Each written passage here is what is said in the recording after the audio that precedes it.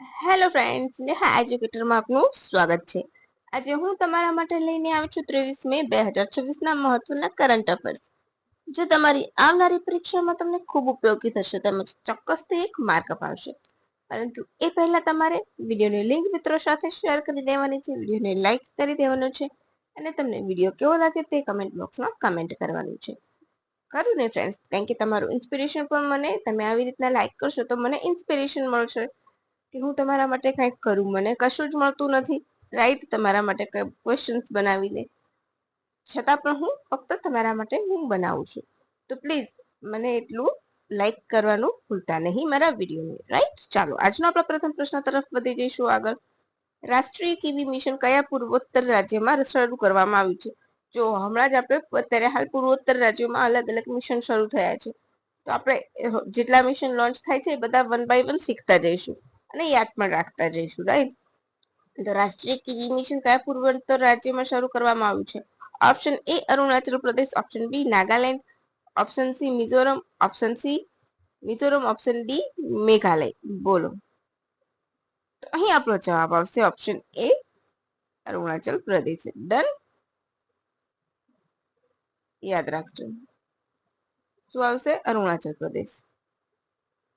Done? યાદ રાખી લેજો. હવે અદ્રક મિશન એટલે કે જિંજર મિશન ક્યાં હતું? મિઝોરમમાં. કોફી મિશન નાગાલેન્ડમાં અને અરુણાચલ પ્રદેશમાં. અત્યારે કયું ચાલે છે? તો કીવી મિશન ચાલી રહ્યું છે, બરાબર? હવે કેન્દ્રીય પૂર્વોત્તર ક્ષેત્ર વિકાસ અને સંચાર મંત્રી જ્યોતિરાદિત્ય સિંધિયાએ અરુણાચલ પ્રદેશની યુનિક સેલિંગ પ્રોપિસિશન્સ નામથી મિશનની શરૂઆત કરી છે. યાદ રાખજો. 167 કરોડનો ખર્ચ કરવામાં આવશે. ઓર્ગેનિક કીવીને આંતરરાષ્ટ્રીય બજારમાં મૂકવા માટે શરૂ કરવામાં આવ્યું છે. તો તમને પૂછે કે કીવી ક્યાં થાય છે? તો અરુણાચલ પ્રદેશમાં, રાઈટ? હવે મિશન ક્લસ્ટર આધારિત અભિગમ છે. આ બધા જેટલા પણ છે મિશન ક્લસ્ટર આધારિત છે. એમાં ઝીરો વેલી, ટેબાંગ વેલી, કાલાકટાંગ, શિયોમી એ બધા વિસ્તારમાં જ્યાં વધારે થાય છે એને એક હબ તરીકે ડેવલપ કરવામાં આવશે. મિશન હેઠળ 30 થી વધુ વ્યૂહાત્મક પહેલો અમલમાં મૂકવામાં આવશે, જેમાં કોલ્ડ ચેઇન અને સ્ટોરેજ સુવિધાઓનું નિર્માણ કરવું, બ્રાન્ડિંગ કરવું, માર્કેટિંગ કરવું, નિકાસને પ્રોત્સાહન આપવું, ઓર્ગેનિક સર્ટિફિકેશન આપવું એટલે કે જૈવિક, રાઈટ? એ બધી બાબતોનો એમાં સમાવેશ થશે. અરુણાચલ પ્રદેશ ભારતના કુલ કીવીના ઉત્પાદનનો 50% થી વધારે હિસ્સો ધરાવે છે અને 7,050 મેટ્રિક ટનથી પણ વધારે કીવી ઉત્પાદન કરે છે અને એને 2028 સુધી વધારે ડેવલપ કરીને નિકાસમાં પણ વધારો કરવાનું છે. આ તમારું આવશે હવે પ્રૂફ. ડન? હવે આપણે જોઈ લઈશું કે એક એક વિશિષ્ટ ઉત્પાદનને પસંદ કરાયું છે. તો સિક્કિમ ઓર્ગેનિક સ્ટેટ કહેવાય છે, રાઈટ? મિઝોરમ આદુ માટે, ત્રિપુરા ક્વીન અનાનસ, નાગાલેન્ડ કોફી, લેકડોંગ હળદર, મેઘાલય એને જીઆઈ ટેગ પણ મળેલું છે, રાઈટ? આસામના મુંગા રેશમ, મણિપુરનું પોલો વારસો, પોલો એટલે રમત છે યાદ હોય તો, અને Arunachal Pradesh organic kiwi, right? આ તમારું રિવિઝન પણ સાથે સાથે થઈ ગયું. હવે નવો પ્રશ્ન. પ્રગતિ 2026 બહુ સૈન્ય અભ્યાસનું આયોજન ક્યાં કરવામાં આવ્યું છે? Option A port Blair, option B Gangtok Sikkim, option C ઉમેરાય મેઘાલય કે ઓપ્શન ડી ઇમ્ફાલ. બોલો. તો અહીં આપણો જવાબ આવશે ઓપ્શન સી મેઘાલય.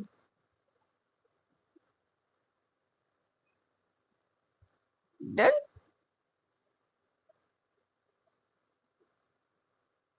12 દેશો ભાગ લેશે. કયા કયા? Bhutan, Cambodia, Indonesia, Laos, Malaysia, Myanmar, Maldives, Nepal, Philippines, Seychelles, Sri Lanka, Vietnam. બરાબર? એમ 12 દેશો ભાગ લેશે. ક્યાં યોજાશે? મેઘાલયના ઉમરેમાં. પ્રગતિ નામ યાદ રાખજો.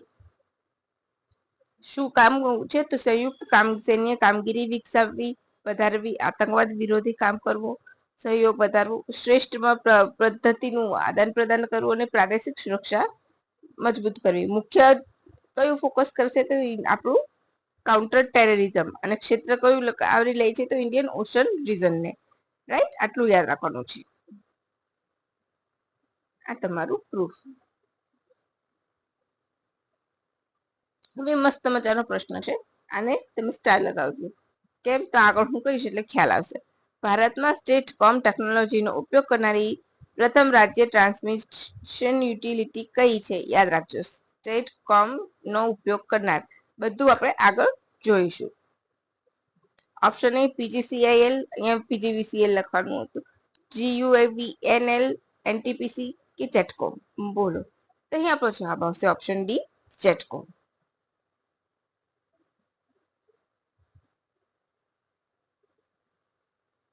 ગુજરાતમાં વીજ ગ્રીડને મજબૂત અને સ્થિર બનાવવા માટે સોમનાથમાં શરૂ કરવામાં આવ્યું છે. ભારતનું પ્રથમ આવે છે એટલે ગીર સોમનાથ છે, અને એવા બીજા 7 બનશે. એટલા માટે આ ક્વેશ્ચન અગત્યનો છે. ગુજરાતમાં પ્રથમ બન્યું છે, અને ગુજરાતના ગીર સોમનાથમાં પ્રથમ ક્લસ્ટર નખાયું છે. ત્યારબાદ અન્ય 7 રાજ્યોમાં જશે. રાઈટ, તો શું છે સ્ટેટકોમ? તો સ્ટેટિક, યાદ રાખજો, સાયનેક્રુઝ કમ્પન્સ્ટેટ એ વીજ પ્રણાલીમાં શું કરે છે? તો સ્ટેટકોમ, યાદ રાખજો, સ્ટેટકોમ શું કરે છે? તો વીજ પ્રણાલીમાં વોલ્ટેજનું નિયંત્રણ અને ગ્રીડ સ્થિરતા જાળવવા માટે ઉપયોગમાં લેવામાં આવતી આધુનિક પાવર ઇલેક્ટ્રોનિક આધારિત ટેકનોલોજી છે. તેને સ્માર્ટ વોલ્ટેજ સ્ટેબિલાઇઝર તરીકે પણ ઓળખવામાં આવે છે. સ્ટેટકોમને યાદ રાખજો, સ્ટેટકોમનું ફૂલ ફોર્મ અને સ્માર્ટ વોલ્ટેજ સ્ટેબિલાઇઝર તરીકે પણ કહેવાય છે. એ પણ યાદ રાખવાનું છે. અને ઝટકો શરૂ કર્યું છે. કાર્ય શું કરશે? ગ્રીડમાં થતી વોલ્ટેજને વધઘટને દૂર કરશે, રિએક્ટિવ પાવરનું નિયંત્રણ કરશે, વીજ પુરવઠાની ગુણવત્તાની વિશ્વસનીયતા વધારશે, ટ્રાન્સમિશન નેટવર્કની કાર્યક્ષમતા પણ સુધારશે. હવે જેટકો તો Gujarat energy transmission corporation limited પૂરું નામ છે. બરાબર, પ્રથમ ટ્રાન્સ યુનિટ બની છે. બરાબર, ટ્રાન્સમિશન યુટિલિટી બની છે જેટકો, યાદ રાખી લેજો. બરાબર, શું કરશે? તો નવીનીકરણ ઉર્જા ના વધતા એટલે કે રિન્યુએબલ આપણે યાદ રાખી લેવાનું છે. ગ્રીડ સ્થિરતા જાળવવામાં મદદરૂપ થશે. એમાંથી કૃષિને પણ લાભ થશે. કેવા? તો ખેડૂતોને સ્થિર વોલ્ટેજ અને સ્થિર વિવિધ સુવિધા મળશે. સિંચાઈ પંપ અને કૃષિ મોટરો વધુ કાર્યક્ષમ રીતે કામ કરશે. મોટર બળવાની સમસ્યા ઘટી શકશે વગેરે એના ઉપયોગ થશે. ઝટકો તો 1999માં સ્થાપના, મુખ્ય મથક વડોદરામાં. ગુજરાત એનર્જી ટ્રાન્સમિશન કોર્પોરેશન પૂરું નામ છે. માલિકી કોની હેઠળ છે એની ઉપર? તો ગુજરાત ઉર્જા વિકાસ નિગમ લિમિટેડની. એને એક હોલ્ડિંગ કંપની તરીકે કાર્ય કરે છે. મુખ્ય કાર્ય શું છે જેટકોનું? તો વીજ ઉત્પાદન કેન્દ્રોમાંથી વીજળીનું રાજ્યમાં સુરક્ષિત અને વિશ્વસનીય પ્રસારણ કરવું, એટલે કે પૂરી પાડવી. ગુજરાત દ્વારા વીજ ક્ષેત્રે સુધારા હેઠળ ગુજરાત ઇલેક્ટ્રિસિટી બોર્ડનું પુનર્ગઠન કરવામાં આવ્યું. ત્યારબાદ ઉત્પાદન, ટ્રાન્સમિશન અને વિતરણ માટે અલગ અલગ કંપનીઓ રચાઈ. તેમાં જેટકોની રાજ્યની ટ્રાન્સમિશન કંપની તરીકે જવાબદારી સોંપવામાં આવી છે. આ તમારું કેટલું બધું અગત્યનું છે ને કેટલું તમને સરળતાથી મળ્યું. તમને એવું નથી લાગતું કે મેં ખૂબ મહેનત કરી છે? તો વિડીયોને લાઈક કરજો, વિડીયોને શેર કરજો મિત્રો સાથે, અને વિડીયો ગમ્યો હોય તો કમેન્ટ કરજો. વિડીયોની પીડીએફ તમને નીચે ડિસ્ક્રિપ્શન બોક્સમાં હું આપી દઈશ. પછી અગત્યનો પ્રશ્ન, વર્લ્ડ ટર્ટલ ડે ક્યારે ઉજવવામાં આવે છે? 20 મે, 21 મે, 22 મે કે પછી 23 મે? બોલો, તો અહીં આપણો જવાબ ફરીથી આવશે ઓપ્શન ડી, 23 મે, એટલે કે આજનો દિવસ. વિશ્વ કાચબા દિવસ તરીકે ઉજવવામાં આવે છે.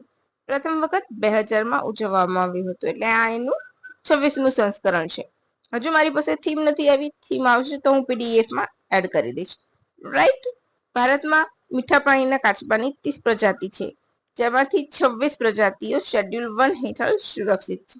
તમને ખ્યાલ હશે કે ઓલિવ રિડલે કાચબા દર વર્ષે માસ નેસ્ટિંગ માટે અહીં આવે છે ઈંડા મૂકવા. એ પીરિયડને શું કહેવાય છે? અરીબાડું. રાઈટ, યાદ રાખજો. ક્યાં આવે છે? તો કયા ઋષિકલ્યા તટ પર? આ નદીના બીચ પર આવે છે, ઓડિશામાં. યાદ રાખજો. હવે ટોર્ટોઇઝ અને ટર્ટલ બંનેમાં તફાવત હોય છે. ટર્ટલ જમીન અને પાણી બંનેમાં રહે છે, એટલે સારા તરવૈયાઓ છે, જ્યારે ટોર્ટોઇઝ પાણીમાં નથી રહેતા, જમીન ઉપર જ રહે છે. હવે કાચબાના ઉપરનું પડને શું કહેવાય છે? કેરાપેસ. અને નીચેનું પડ પેલેસ્ટ્રોન કહેવાય છે. આ એક વખત પૂછાયેલું છે, તો બંને તમારે યાદ રાખવાનું છે. ઉપરનું જે કડક પડ છે એને કેરાપેસ કહેવાશે અને નીચેનું જે સોફ્ટ હોય નીચેનો ભાગ એને પેલેસ્ટ્રોન કહેવાય છે. 22 મે આંતરરાષ્ટ્રીય જૈવ વિવિધતા દિવસ, રાઈટ. હવે એ કાલે હતો. ઇન્ટરનેશનલ ડે ફોર બાયોડાયવર્સિટી ઉજવવામાં આવે છે. કચ્છની આપણી ગુનેરી સાઇટ એકમાત્ર એવી સાઇટ છે કે જે એમાં સ્થાન પામેલી છે. ગુજરાતની પ્રથમ બાયોડાયવર્સિટી હેરિટેજ સાઇટ તરીકે ગુનેરી ઇનલેન્ડ મેંગ્રોવ ખાતેનું ઉજવણીનું આયોજન થયું હતું. એ સિવાય અહીંયા શું કરવામાં આવ્યું છે? તો ડાંગના ચીચલી ગામની પાસે આવેલા નેચરલ મેંગો ફોરેસ્ટને પણ જૈવ વિવિધતામાં સામેલ કરવાનો પ્રસ્તાવ કરવામાં આવ્યો છે. આ વર્ષની થીમ શું છે? તો acting locally for a global impact. કઈ શું થીમ છે? Acting locally for global impact એ આ વર્ષના બાયોડાયવર્સિટી ડે ની થીમ છે. બાયોડાયવર્સિટી ડે કેમ ઉજવવામાં આવે છે? તો convention for biological diversity CBD નો સ્વીકાર આ દિવસે 1992 માં કરવામાં આવ્યો હતો. એની યાદમાં આ દિવસ ઉજવવામાં આવે છે. આ તમારું પ્રૂફ. ઓકે. પછી 22 મે તો યાદ રાખજો, વિશ્વ પ્રી એક્સલેમ્પિયા દિવસ. હમણાં આપણે હાઇપરટેન્શન ડે ક્યારે છે એ જોયું હતું. તમને કોઈને વિદ્યાર્થી મિત્રોને યાદ હોય તો મને કમેન્ટ બોક્સમાં કમેન્ટ કરજો કે આપણે વિશ્વ બીપી દિવસ હમણાં હાઇપરટેન્શન ડે શીખ્યા હતા તો એ ક્યારે હતો. હવે આ પ્રી એક્સલેમ્પિયા દિવસ ક્યારે ઉજવાય છે? તો 22 મે. કેમ કે અગત્યનું છે? તો હમણાં મેં પૂછ્યો પ્રશ્ન એને પણ આપણે આવરી લઈશું. કેમ? તો જોઈએ ચાલો. જે સામાન્ય રીતે ગર્ભ અવસ્થાના 20 અઠવાડિયા પછી જોવા મળે છે. એટલે તમને ક્લિયર થઈ ગયું કે મહિલાઓને લગતો દિવસ છે અને એમના લગતા રોગનો દિવસ છે. હાઈ બ્લડ પ્રેશરની સ્થિતિને કહેવાય છે, રાઈટ. પ્રિક્લેમ્પસિયા કહેવાય છે. હાઈ બ્લડ પ્રેશરમાં જે મહિલાઓને ગર્ભ અવસ્થા દરમિયાન થાય છે, બ્લડ પ્રેશરની સ્થિતિ થઈ જાય, બીપી હાઈ થઈ જાય એ સ્થિતિ, અને એના આવે એની પર અવેરનેસ લાવવા માટે આ દિવસ ઉજવવાની શરૂઆત કરવામાં આવી છે. સ્ક્રીનિંગ માટે 11 થી 14 અઠવાડિયાનો સમય હોય છે. અતિ ગંભીર સ્વરૂપ હોય તો એક્લામ્પ્સિયા કહેવાય છે, એટલે કે આંચકી પણ આવે છે. વિશ્વભરમાં લગભગ 5 થી 8% ગર્ભાવસ્થા પ્રી એક્લેમ્પિયાથી પ્રભાવિત છે. જીવ માતા આ રોગ માતા અને નવજાત શિશુના મૃત્યુનું કારણમાંનું એક છે. વહેલું નિદાન એમાંથી બચાવે છે. પ્રિક્લેમ્પસિયા એ ગર્ભાવસ્થાની એક ગંભીર તબીબી પરિસ્થિતિ છે જેમાં માતાનું બ્લડ પ્રેશર અસામાન્ય રીતે વધે છે. પેશાબમાં પણ પ્રોટીન જાય છે. કિડની, લીવર, મગજ અને બધા અંગો ઉપર એની અસર થાય છે અને એના ઉપર અવેરનેસ લાવવા માટે આ દિવસ ઉજવવામાં આવે છે. પછી ફરીથી 21 મે તો ઇન્ટરનેશનલ ટી ડે. યાદ રાખજો, આ બધા 21 મે ચાલી રહ્યા છે. શું હતી theme? Sustaining T supporting community. બરાબર છે ને? કયો અગત્યનો દિવસ છે? તો રાષ્ટ્રીય આતંકવાદ વિરોધી દિવસ પણ 21 મે ના રોજ ઉજવાય છે. પછી 21 May world day for a culture diversity for a dialogue and development. પ્રથમ વખત 2002 માં ઉજવવામાં આવ્યો હતો. યાદ રાખજો. તેનો આધાર યુનેસ્કોની 2001ની universal declaration on cultural diversity પર આધારિત છે. યાદ રાખજો, દિવસનું નામ સાંસ્કૃતિક વારસા ઉપર સિમ્પલ એટલું સમજી લેવાનું. સાંસ્કૃતિક વિવિધતા એટલે એવી સમાજ, ભાષા, ધર્મ, પરંપરા, કલા, સંગીત, જીવનશૈલી અને મૂલ્યોનું અસ્તિત્વ જાળવી રાખવા માટે ઉજવવામાં આવે છે. આ તમારું આવ્યું પ્રૂફ. બરાબર. 2002 માં પ્રથમ વખત ઉજવાયો હતો.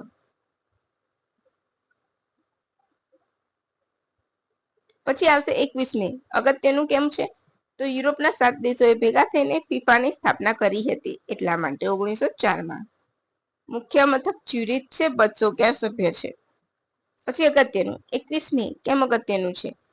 તો મહિલા એવિએશન ક્ષેત્રે એટલે કે હવાઈ ક્ષેત્રે મહિલાએ સિદ્ધિ નોંધાવી હતી.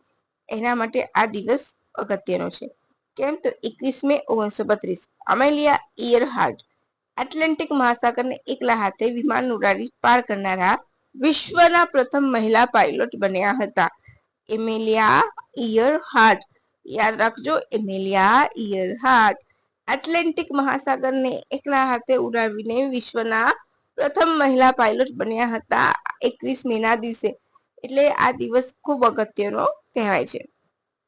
તેમણે ન્યૂ ફાઉન્ડલેન્ડ થી પોતાના લાલ રંગના લોકહીડ વેગા 5A વિમાન સાથે ઉડાન ભરી હતી. ક્યાંથી? ન્યૂ ફાઉન્ડલેન્ડ થી લાલ રંગના લોકહીડ વેગા 5B વિમાનથી ઉડાન ભરી હતી અને ઘણી બધી વિમાનમાં ખામીઓ, ઘણા બધા તોફાનો સામે લડીને આયર્લેન્ડના લંડનડેરી ખેતર પર તેમણે ઉતરાણ કર્યું હતું સફળતાપૂર્વક. તેમને આકાશના રાણી પણ કહેવાય છે.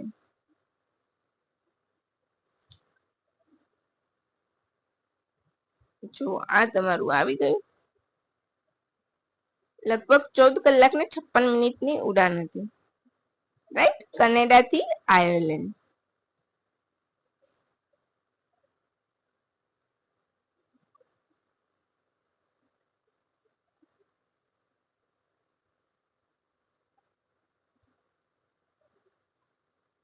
હવે આજનો છેલ્લો પ્રશ્ન. AIAA, અરે હા, આપણા નવા તમને ખ્યાલ હશે, CDS કોમ્પોનન્ટ છે. તમને ખ્યાલ હોય તો મને કમેન્ટ બોક્સમાં કમેન્ટ કરી દેજો. આપણે નેક્સ્ટ વિડીયોમાં એના વિશે હું વધારાની માહિતીમાં તમને એડ કરીને આપી દઈશ.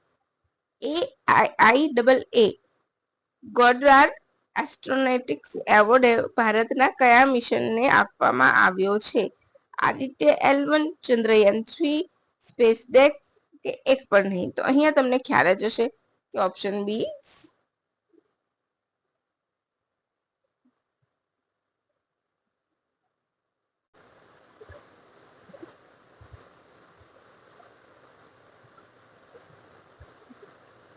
હવે આપણે એના વિશે માહિતી જોઈશું કે ચંદ્રના દક્ષિણ ધ્રુવ પર સફળ લેન્ડિંગ થયું હતું ચંદ્રયાન 23 ઓગસ્ટ 2023 ના રોજ. ઇન્ડિયન સ્પેસ રિસર્ચ ઓર્ગેનાઇઝેશને ચંદ્રયાન 3 ના દક્ષિણ ધ્રુવ પર સફળ લેન્ડિંગ કર્યું હતું અને ભારતે ઇતિહાસ રચ્યો હતો. ચંદ્રના દક્ષિણ ધ્રુવ પર પહોંચનાર ભારત વિશ્વનો પ્રથમ દેશ બન્યો હતો અને ચંદ્ર ઉપર લેન્ડિંગ કરનાર વિશ્વનો ચોથો દેશ બન્યો હતો. લેન્ડર અને રોવર હતા, બરાબર. લેન્ડરનું નામ વિક્રમ હતું અને રોવરનું નામ પ્રજ્ઞાન હતું. પછી એની મહત્વપૂર્ણ શોધ, તો ચંદ્રની સપાટીનું તાપમાન માપ્યું હતું, સલ્ફર સહિતના અનેક તત્વોની હાજરી શોધી હતી, ચંદ્રની માટી અને ભૂગર્ભની રચનાનો અભ્યાસ કર્યો હતો. હવે આ એવોર્ડ આપ્યો છે એનું પૂરું નામ જોઈશું તો American institute of aeronautics and astronauts અમેરિકાની અગ્રણી એરોસ્પેસ વ્યવસાયિક સંસ્થા છે. 63માં સ્થાપના, રેસ્ટોન મુખ્ય મથક. એરોસ્પેસની ક્ષેત્રની વિશ્વની મહત્વની તકનીકી સંસ્થામાંની એક છે. ગોડાર્ડ એસ્ટ્રોનોટિક્સ એવોર્ડ વિશે, તો આ એવોર્ડનું નામ અમેરિકાના મહાન રોકેટ વૈજ્ઞાનિક રોબર્ટ એચ ગોડાર્ડના નામ પરથી આપવામાં આવ્યું છે. અવકાશ સંશોધન ક્ષેત્રે વિશિષ્ટ સિદ્ધિ માટે આપવામાં આવે છે. વિશ્વ સ્તરે અત્યંત પ્રતિષ્ઠિત એવોર્ડ માનવામાં આવે છે. તો બસ આ આજનું આપણું કરંટ અફેર હતું, જે અહીંયા પૂરું થાય છે. તમને વિડીયોની લિંક નીચે ડિસ્ક્રિપ્શન બોક્સમાં મળી જશે. Thank you for watching my video. અને હા, વિડીયોની લિંકને શેર કરવાનું ભૂલતા નહીં, વિડીયોની PDF ડાઉનલોડ કરવાનું ભૂલતા નહીં. તો ચાલો ફ્રેન્ડ્સ, હવે રજા લઈશું. Thank you for watching my video. By friends and have a good day.